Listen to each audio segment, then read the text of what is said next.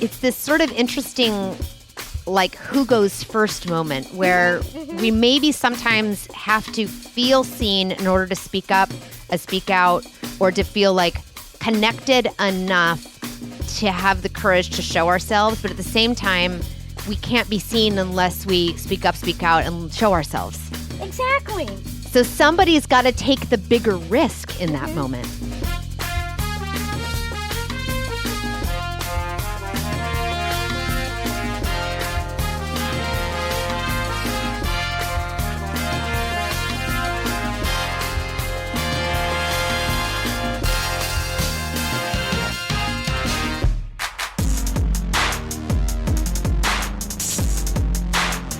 Welcome, everyone, to the Dia Bondi Show, a big podcast for women with goals. And we're here to help you really speak more powerfully, ask for more and get it so you can reach your goals faster. I'm Dia Bondi, longtime leadership communications coach and catalyst, owner and founder of Dia Bondi Communications, LLC. And I'm so happy to be here with my partner on air, Arthur Leon Adams III. Hi, baby A. Hey. Ooh-la-di-da.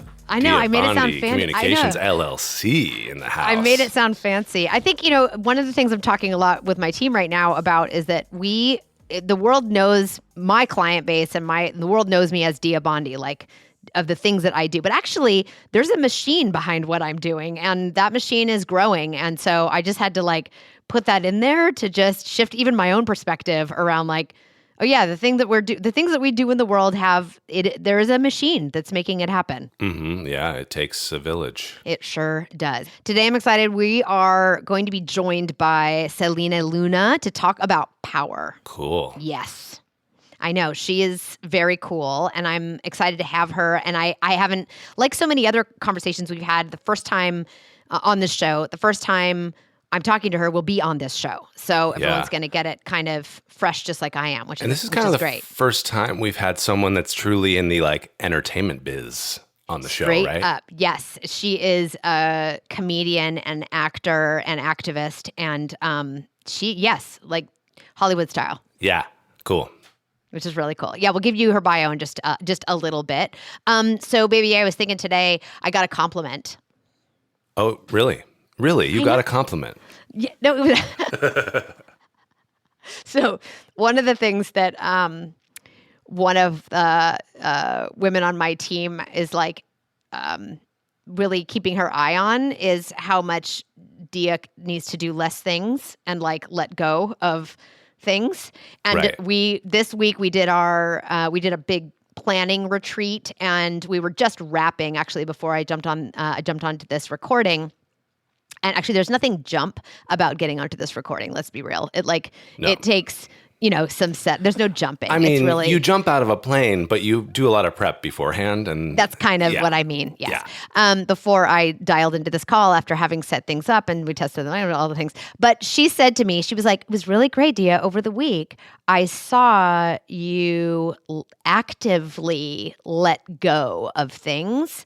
She's like, I noticed it right in the middle of the week. You really sat back and let the team do stuff in a way that I hadn't seen you do before. And she's sort of new at Dia Bondi Communications, not new, but a couple months in.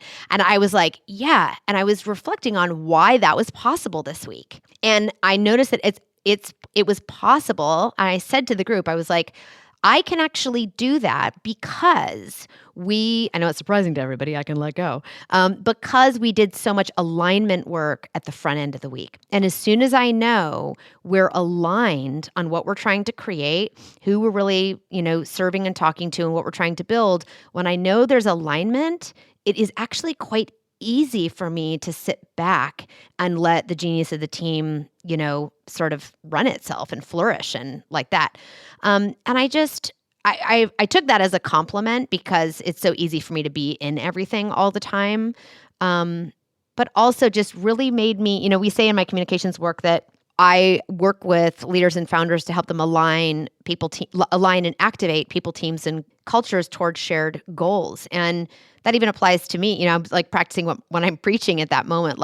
There is so much value in going slow and creating alignment, because then the talent at the table can collaborate really with their genius on how we're actually going to get there, how we're actually going to achieve the thing that we're aligned around achieving, it just makes so much room. And so I'm just recognizing in myself that I am good at letting go when I see evidence of alignment, when I spend time creating alignment. And maybe you can too. Hey, it's Baby A just checking in to let you know that if you are a fan of what we're doing here on the Dia Bondi Show, there are a bunch of really important ways that you can help support us. First of all, the basics. You can like, subscribe, rate, and review on your favorite podcast platform. You can also share us with your friends on social media or, hey, even the old-fashioned way, just tell somebody in person. If you have a question for Dia or you want to give us some feedback, you can give us a call at 341-333-2997, and we might just play your voicemail on a future show. So as you said before, we have Selene Luna on the show today. We do. I'm so excited. So everybody, Selene Luna is an actor and comedian and was called a polished spitfire by the New York Times and a walking ball of comic defiance by LA Weekly. She's known for being the voice of Tia Rosita in Disney Pixar's Academy Award-winning COCO, which is one of our favorite movies in our household. So good. So good. And Selene also opened for several of Margaret Cho's national tours as a stand-up comedian. And in 2019, she took to Capitol Hill alongside U.S. Representative Maxine Waters and U.S. Senate Chuck Schumer to speak on behalf of disability rights. I have to say, this is the first conversation we're having with her, but I already know that Selene is awesome. Welcome, Selene.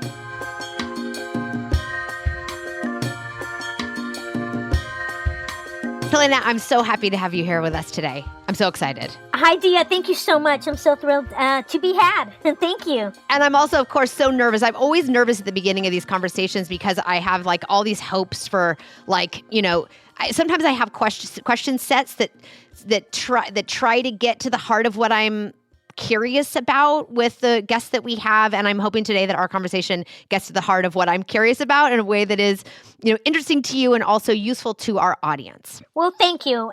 I'm sure we're going to get there. So I will say, you and I have not talked before. I mentioned that in our introduction, except over email a little bit. And I invited you on the show. I mean, you've been on my list for a while because I was so compelled by you when I was in one of your audiences, actually, last year. Oh, wow. Thank you so much. You were hosting an online event called Chronically Funny, a comedy revolution featuring an all-disabled lineup of women. Mm-hmm. Do you remember that event? I sure do. It was so fantastic. I mean, of course, it was like a beautiful program anyhow, because, and you did some comedy and you were also the MC or host of the event. And then we had a panel discussion at the very end with some of your guests. It was just fantastic. You did such a beautiful job of threading the evening as they went through the content. You absolutely pulled no punches and made everyone really pay attention. You had this incredible combination of sense of calm and also urgency in some of the, just in some of the conversations we were having and how you moved from one person to another that night. It was really powerful, and I could really sense your power even over, a digital experience. And I'm inviting you on the show because I wanted to talk about comedy actually through the lens of power and confidence. Mm-hmm. So, I am super curious how you came to comedy. How did you come to stand-up comedy? Well, and thank you for the kind words. It actually means a lot to me to hear that. And I feel like, wow, okay, I have made some progress here. So the way I came into comedy, it's actually a very kind of clear moment in my life. I started becoming involved, shifting into a showbiz career. When I was in my mid-20s and mid to late 20s. And I just kind of decided that, at a very young age, at age 5, I have a vivid memory of deciding that I wanted to be in the entertainment business because I thought that would be a very impactful way for people to look at me on my terms. And for those of you who are not familiar with who I am, I'm a disabled person. I'm a little person. And so at a very early age, I knew, I was different and I was going to have a different life experience. And I always knew I wanted this platform. And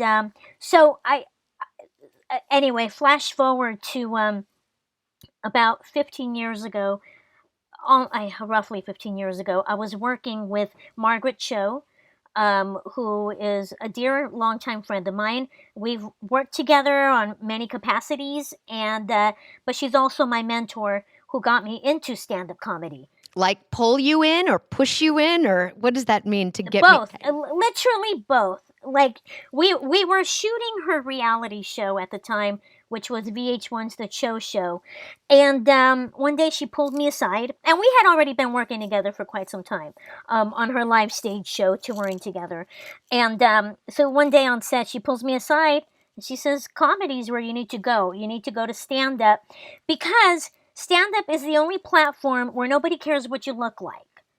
And she saw my struggle in the entertainment business. And I thought that was the most brilliant advice I'd ever gotten.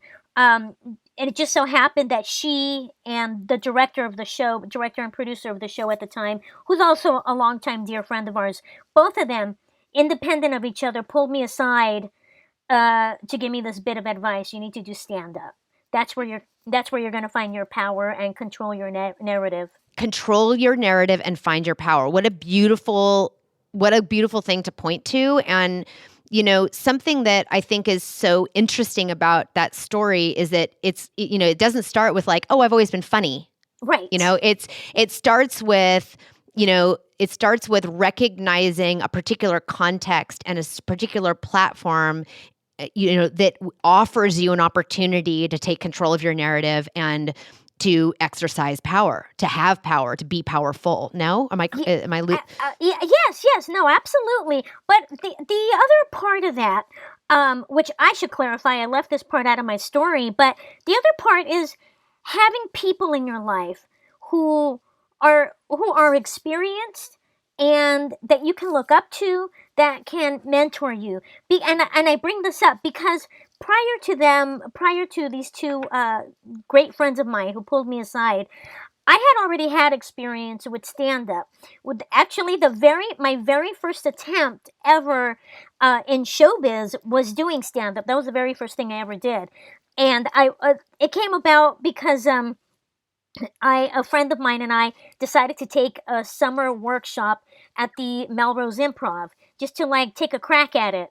And long story short, Bud Friedman, who's the founder of the Improv, pulled me aside one day from, and this is one of my greatest regrets in life. He pulled me aside from one of the workshops he saw me in, and he said that he thought I had it. And he pulled me aside and invited me to perform on a regular basis, during the regular club nights. But I didn't see it. I didn't see the opportunity he was handing to me. And also, it sounds like I'm talking about the 1800s, but that's how it felt.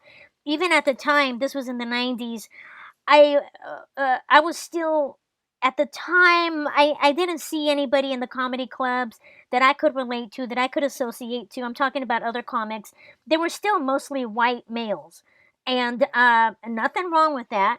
But I wasn't connecting with anybody. I was young, I was naive, I was insecure, and I was terrified.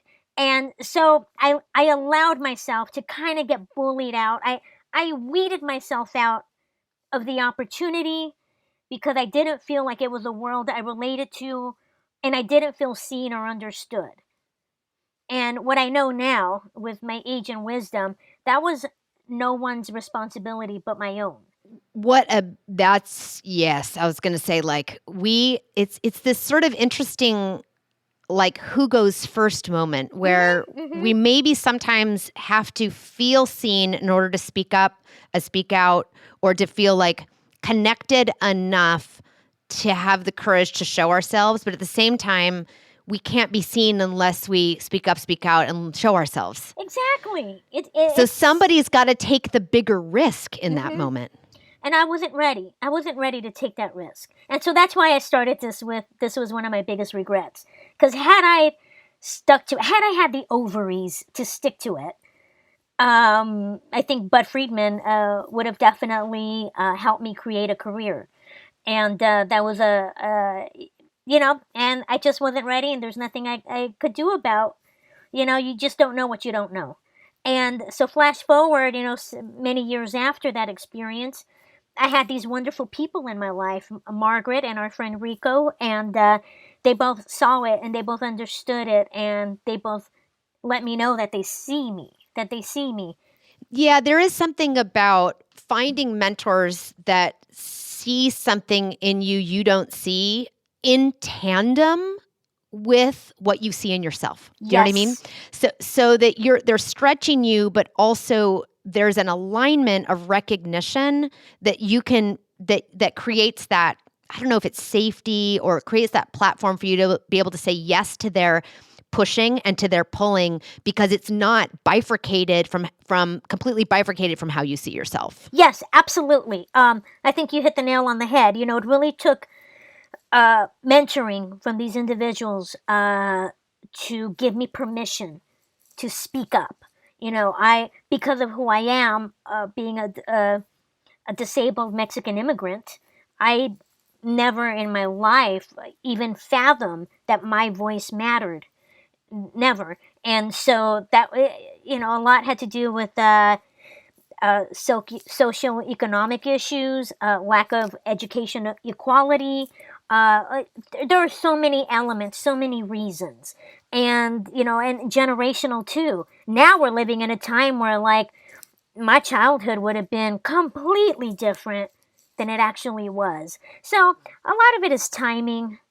And I just feel very fortunate to live in the time that we are in now. I never thought I'd see this day. So you are in your career, you're, significantly into your career. What kinds of decisions, what key decisions, maybe 1 or 2, 3 key decisions did you have to make along the way? It's interesting that I had this question for you already prepared, and you even said, just in the stories you told so far, is that you had to decide. There were a lot of moments where you had to decide.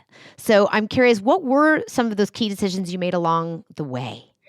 Well, I don't think that I was strategically deciding, but my entire life has been based on survival. So for me, it's all, no matter what the issue is, whether it's entertainment, whether it's school, whether it's social life, doing the laundry, whatever it is, because of my physical limits, everything in my life has been a decision to survive. So that's really what propels me. And as far as deciding to continue on with the tenacity that is required for anybody, regardless of your path in life or your background, if you want to delve into showbiz, you must have tenacity and a certain sense of fearlessness. So because of my background, I was already pretty fearless and somewhat of a survivor. So that really was my decision making. Am I going to survive this or not? Because I hear you speaking to, like, there's just blockers all over there. Yeah. Just everywhere for you constantly. Yes. And so this was just another opportunity or another context in which you decide to, like, take it head on. Yes. And my entire life, I've always resented, I mean, who wouldn't? But I've always had, like, a really strong, deep resentment to unfairness and to people saying no to me, which has been my entire life. I mean, down to my family. I mean, everything in my life has been no because of what you are. And I just had, and not everyone has this personality who's disabled. I'm just very feisty. I would never take no for an answer. So for me, it was more about proving to the world that I'm good enough, even though I didn't feel it, but I just wanted people to think it. And so it was more about that than a strategic decision. Well, you said it earlier on in the conversation. I had to write it down here that like, you wanted folks to see you on your own terms. Mm-hmm. Like I think that's a really powerful idea for all of us that, where do we get to actually decide that there are certain things we can do on our own terms. And where the platform for that might be unique to each of us. Maybe for you, it's comedy and the world of entertainment. For others, it can be, speaking up in a meeting at work. In other places, it can be, what they're advocating for out in their volunteer life. But like to be actively recognizing that there are places where we can decide to do it on our own terms. And in this case, you said for folks to see me on my own terms. Yes. And full disclosure, complete honesty here, I've done it all while feeling complete shame and self-loathing. Oh, this is so I don't know why I think that's so wonderful. No, I get it. say, I understand your response. So I have been a leadership communications coach for 2 decades. It's what my business is about. We also have a project aimed at helping 1 million women ask for more and get it so they can resource their dreams faster. One thing I run up against all the time is people saying to me, how do I get the confidence in order to fill in the blank? And I actually have a point of view about where confidence comes from. And it can't, what you're speaking to there, what hits me about that is that it's sort of yet another story of how confidence is an outcome. It can't always be a prerequisite. You're doing the thing while you're feeling all the things that you would not articulate as confidence potentially. Mm-hmm. Mm-hmm. So for you, does confidence come after where does confidence come from? Because I'm sure the world perceives you as a confident person. The world does perceive me as a confident person. And for most of my life, I have not been. Confidence is very new to me. I mean, like the last handful of years. And I'm no spring chicken. It's fake it till you make it. But really, though, what I've learned from life is that confidence is not an external thing. Confidence, you cannot find confidence, and somebody cannot create your confidence for you. Like, you can't depend on a relationship to make you confident. You can't depend on a job to make you confident. Confidence, to me, comes from practice. It's just you do it no matter how uncomfortable it feels, no matter how desperately you want to crawl out of your skin, you do it. And it's very fundamental. It's just exercise. You physically do the action and the emotion will follow. This is it's like literally making my skin on fire hearing you say this, because it's so true that confidence is an outcome, isn't it? Yes. We can't hold ourselves hostage and say, I can't do it until I'm confident enough. I mean, there are ingredients into action, right? Like, I'm going to assume that when you step on stage, you actually have a freaking plan. Yes. When you step on stage, you have jokes you've already written. You're not winging it. Correct. Having a plan allows you to take action, but you can have a plan and act even while you don't feel confidence and expect that confidence will follow, as you said. That has been 98% of my survival. No matter how I feel, no matter what dialogue is looping in my head, I'm going to keep my head down and keep moving forward and ignore the voices, ignore the sick feeling. And with every little step you take, there's a reward. And eventually, all those little rewards add up to a fully flourished, confident person. It doesn't happen overnight, and you can't find it. You have to create it.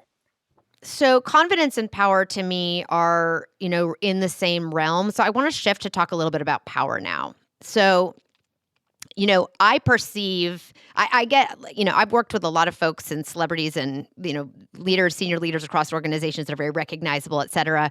But and I don't fangirl very much, but I will say, comics are a zone where I fangirl a little bit, because I just think it's such a compelling the whole world of stand-up comedy is so, I'm not in it, but I'm so interested in it because I perceive comedy actually as power, like a dance with it, taking power, giving power. And in my career, I've coached, senior level folks and VC-backed startup founders to speak powerfully in their businesses and ventures in front of their teams, in front of the world. And they often have a hard time sort of tolerating their own power when they experience it. And I'm talking not about the people who are, shameless and power grabbing. I'm talking about, folks who are doing good by themselves and by their people. They kind of squirm when they feel that power. So I'm always curious about how do we help, what is that about? And I'm curious, like, for you, how is comedy power to you? Well, I got to really think about it because I've honestly, I don't process it too much as power, like, and maybe it is, and I'm just not kind of there mentally. But to me, it's honestly a position of privilege where, like, I'm a guest on stage, and people are in the room who are sitting quietly waiting to see what I have to say. And to me, I feel like I better deliver because these people are giving me an hour of their life. And so I just look at it as a job. You better do your job. But I understand what you're saying about, but also sometimes, like, a cigar is just a cigar. Like, we're not curing cancer. It's comedy, and some people are funny, some people are not. Some people got it, some people don't. And I don't put too much thought into it, honestly. You just get up and do it. But as far as, like, kind of addressing, people who are not able to speak powerfully to a room of people, there's no magic. It's just practice. Well, but it's so interesting that you don't perceive it this way, or in this, because as I sit in an audience or I watch comedians, whether I'm watching them on television or I'm live in the room or even the evening that I spent with you, I'm looking at this going, look at what this person is doing to these people. Look at how, the choices you make around timing and whether you follow on something or you riff on something that shows up in the audience. Like, you are in such unbelievable control of the room. At the same time, that control is fragile, is it not? Yes, I think you make an excellent point, and that is, I'm going to backpedal because now I was thinking really deeply within myself while you were saying this, and I guess it is true. I mean, you're the ringleader, and people are there to listen to you. And I think for me, the power in comedy is in humor, because humor connects us with others. And I think that's really what propelled me and encouraged me, other than having mentors in my life supporting me. But what has really connected me to humor is the power of making my own experience universal. And that's how, and humor is disarming. It doesn't matter who you are, where you came from, what you look like, what you do. If you can make somebody laugh, you have their attention.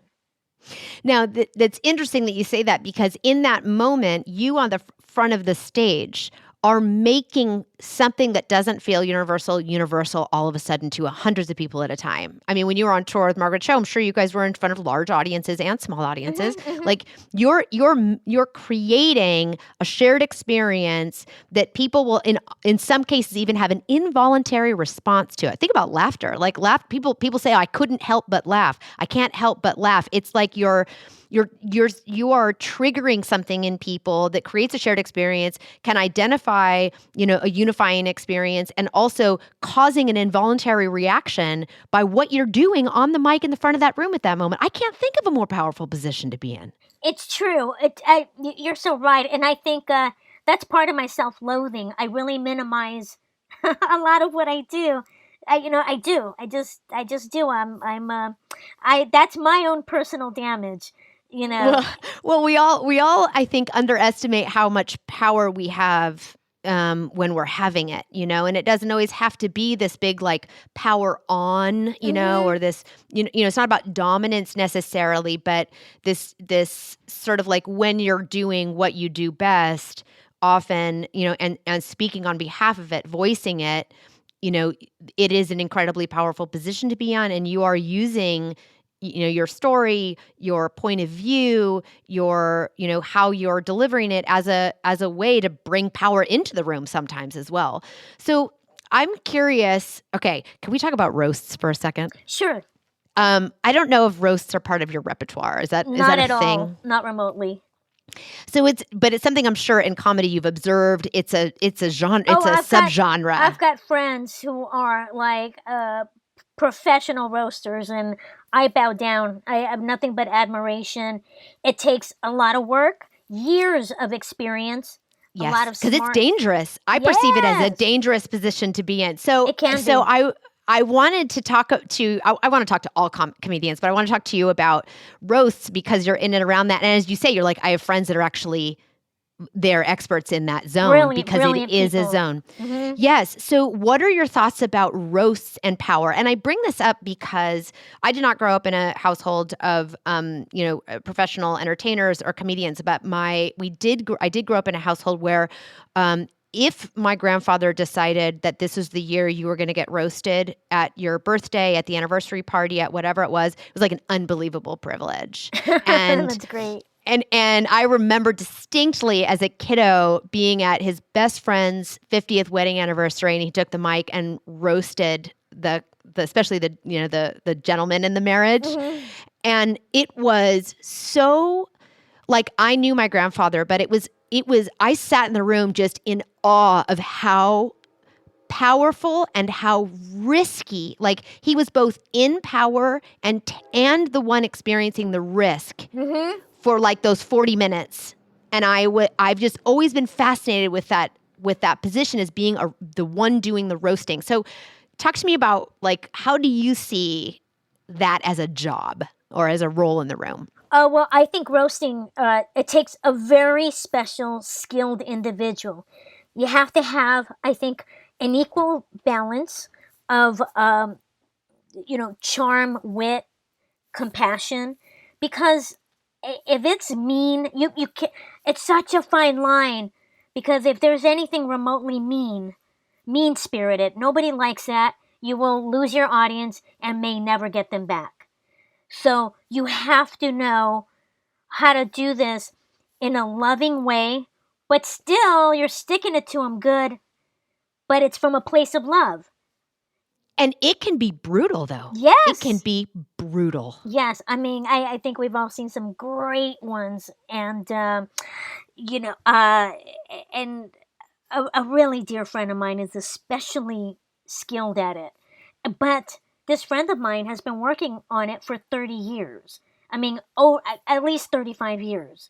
So, and has written material for some of the greatest comics. I won't go into naming them, but legendary comics. But this person committed 35 years of, crafting that skill. Right. And what is it that they're working on? Like, what is the skill? I mean, I love that you said the word compassion, but what is it? And I'm asking that because one of the sub questions under here for me is like, when I watch I'm riveted when I watch a fantastic roast because it's very interesting to me. I perceive the roaster as the one who is taking the risk, actually. Yeah. Even though they're not the one getting filleted, they could very easily fillet themselves in one wrong intonation. Exactly. Yeah. Yeah. So when you say your friend has been, working on this skill, what is the work of being a great roaster? I think even though you don't see it on the surface, ultimately coming from a place of love. That's just really it. Because when you're roasting people you know personally. Have to. Yeah. And it has to come from a very intimate place of love, a safe place. And so it allows you to, throw in some jabs, but the person still feels loved. And that's something that I did not work on, regretfully, because I think had I dedicated time to developing that skill, I probably would have been pretty good. But I didn't, and so there you have it. So in a scenario, who actually has the power in a roasting bit? Oh, I agree with you. I think it's the roaster. Uh-huh. I think it because the roaster directs the entire story. Tells you really is directing the entire audience. To follow them on this journey that will pay off. It's interesting too. This dance we were talking earlier about the mentors in your life. That it's easy to get pushed it's easier to get pushed or pulled by them when they see you in a way you don't see yourself, but you also know that you feel seen by them. Yes. And I wonder if that's also an interesting dance in like you're allowed to roast. We allow you, because I actually think my perspective is that in a roasting context, like the roaster has an incredible amount of power, but it's such a dangerous power that it very easily the room could have the power in so quickly. So I think, like, I wonder about, the best roasters do a great job because they're stretching the reality of you, but you're like being acknowledged. You're actually being seen in it the whole time. Mm-hmm, mm-hmm. It really just exposes a lot. It exposes the roaster's vulnerability, the intimate relationship they have with the roastee. So you don't want to go too far and compromise your buddy's confidence. So, and just ultimately, you have to make your fellow roasters laugh. You got to make the roastee laugh, and you got to make the audience laugh. So it's a lot. It's a lot of responsibility. It's that amazing, I just keep going back to this, like this idea that confidence is an outcome, that being in, that the person taking the risk is also the person with the power in that moment. And we can't expect they're two in a box, they happen. I mean, I think about you as a stand-up comedian, like every time you get in front of an audience, it is an incredibly powerful position to be in. At least I perceive that from where I sit. And also I recognize fully that you are taking the risk. Like we can't speak powerfully often without taking a risk. They're related, aren't they? Absolutely. And I have to say that it is your responsibility. It is the responsibility of the risk taker to be prepared. The more prepared you are, the higher the risk you can take, the further you can go. Yes. This is something that I get, with my clients all the time that like, oh, I was just, I'm going to get in front of an audience and I'm going to do this thing. And this is in the corporate, and startup context, but I'm just not, I don't have executive presence. I wasn't born with it. I don't have that natural thing that Steve Jobs has, blah, blah, blah. But what you're pointing to is that it is exercise. This can be acquired. Just do the work. Really. Anybody can do it. I mean, not anybody it's not for every personality. But it's available to you. But it is available to you. You can just do the work, practice, exercise. Successful comics, like the really successful comics, they exercise like pro athletes. You're on the mic every single night. You don't take a day off. No, and the real successful, iconic executives who speak to their organizations in a way that shift perspective, that help them innovate, they are also, do not underestimate how much time and attention and care and practice they put into recognizing how powerful that moment is to shift an entire audience towards something that matters in the organization. Like you were saying that, you can create a shared, a universal experience by telling a story that brings people, all of a sudden now we're all having we're recognizing a shared thing. Yeah. That creates a shift in the room. And so when you have the mic in your hand or strapped to your chest or, hooked over your ear or however you like to wear a mic, like you are an incredibly compelling, a powerful position to shift something. And don't come unprepared. Mm-hmm. Mm-hmm. So Absolutely. I want to shift the conversation a little bit to your activism. So you're a disability rights activist, and I'm curious, how has your experience and skillfulness in the world of comedy and acting impacted your work and disability rights? Well, just by Or has it? Oh, Yeah. it has. It absolutely has. I feel like my activism was born out of doing stand-up. It's a complex issue for me. I never saw myself as a disability rights activist. I'm poorly educated. Most of my life I've had very limited resources and very limited support. So it was just never on my radar. I never felt like that's something I can do. Or that I would have the opportunity or whatever. But the more and more I did stand up, I found myself just, pulling from my own life experience because I wanted to be seen and heard.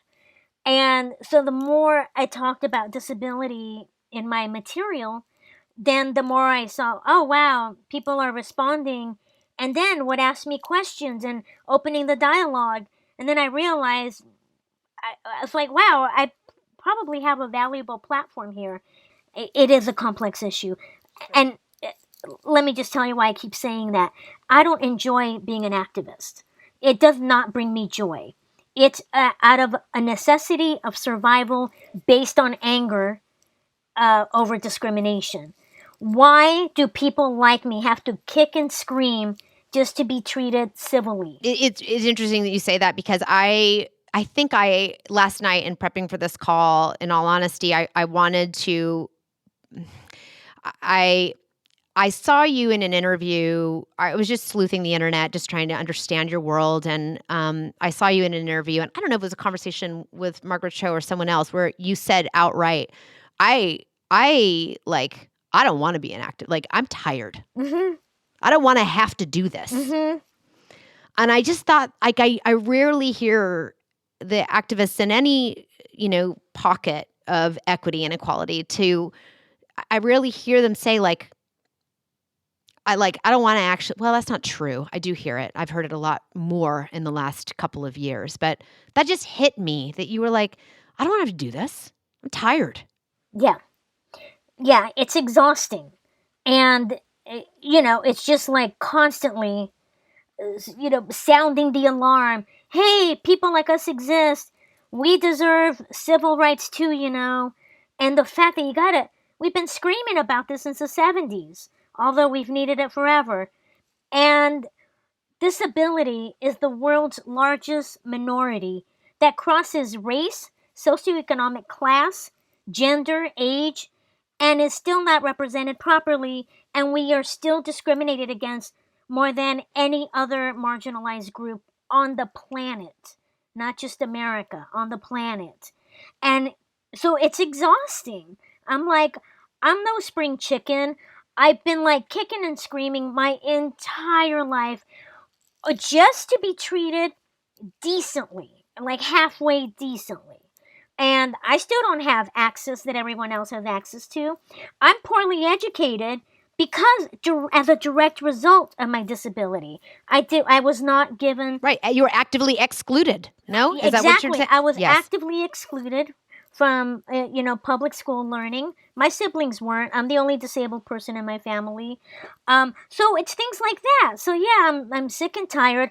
There's seems in the last couple years, it's just such a lot of internal conflict for me because the last few years, activism is kind of been glamorized, and now people are listening, which is great. I don't resent that at all. It's God, about time.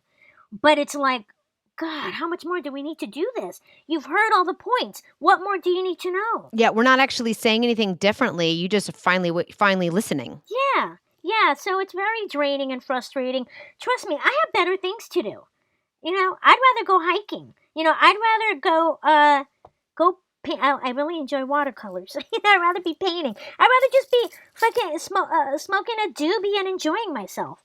But no, I gotta kick and scream and fight. So there is something I mean, you have, like, going back to where we started, like, I was so compelled by you listening to how you'd threaded together a conversation, how you'd curated this incredible, lineup of comedians with disabilities for the event that I participated in and was in the audience for. Like, you were so good at moderating the panel discussion. You were just so compelling.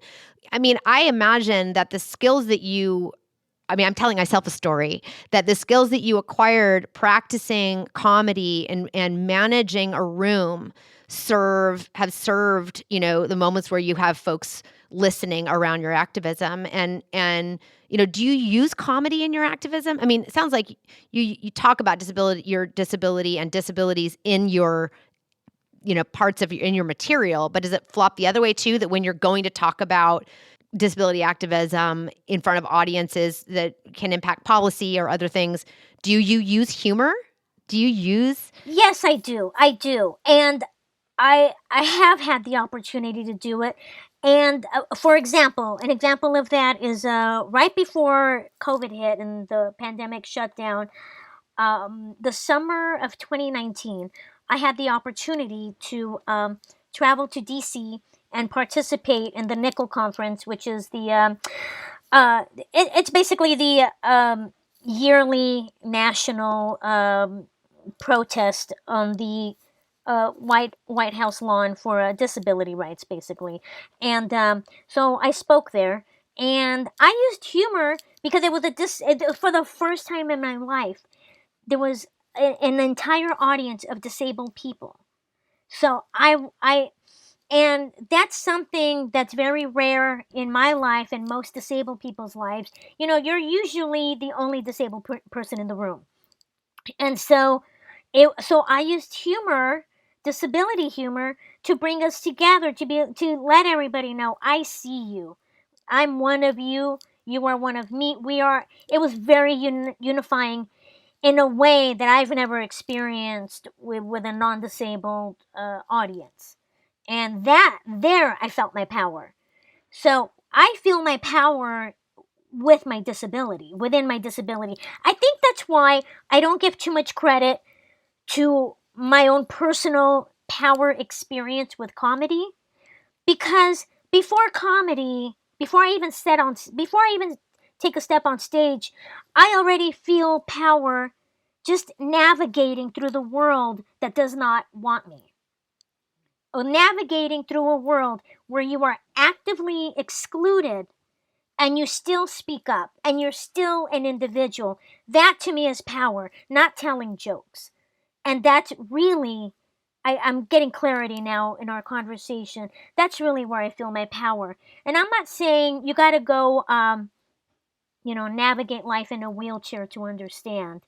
I'm just saying, to me, the power comes in your story before that. It's the subtext to why you're even on stage.